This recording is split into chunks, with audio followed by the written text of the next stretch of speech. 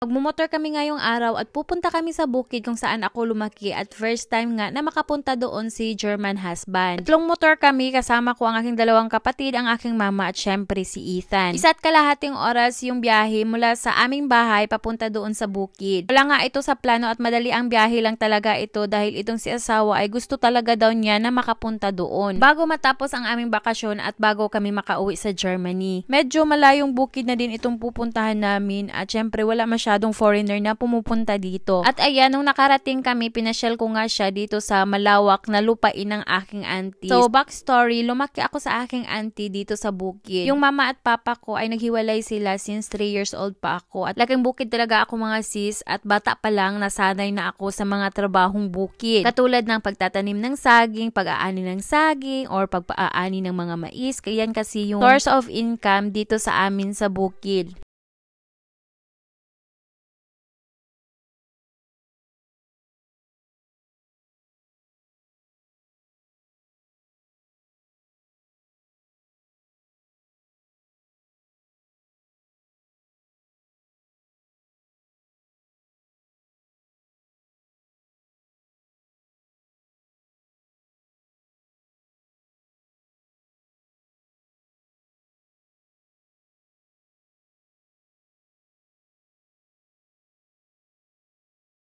Ayan, nagrereklamo si Patrick. Siya naman yung may idea na pupunta kami dito. Maulan ngayong araw. Tingnan nyo naman kung gaano kadaming putik yung dinaanan namin.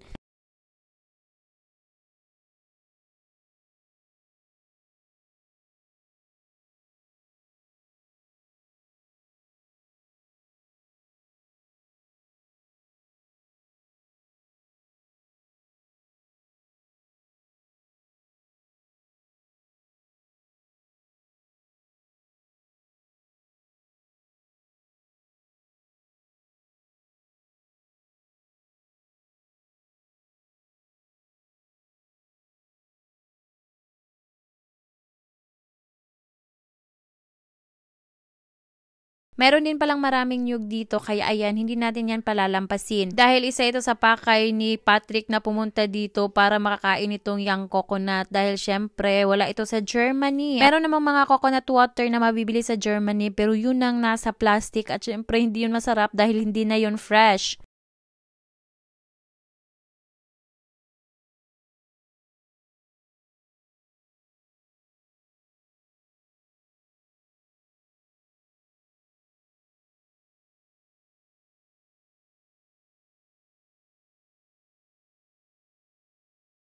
So, itong pinanguhanan namin ay malapit lang ito sa bahay kung saan ako lumaki. Iwan ko pa, bakit hindi ko yun na-videoan? Sobrang busy ko kasi. At naiinis ako mga sis dahil sobrang bilis lang namin dito. Dumating kami mga alas 12 ng hapon, tapos alas 3 ng hapon, umuwi ka agad kami. Sobrang ikli talaga ng panahon at ang dami ko pang gustong puntahan. Sabi nga nung auntie ko, may mga ilang bunga daw yung lansones at saka rambutan. Ayun, hindi ko na nga napuntahan.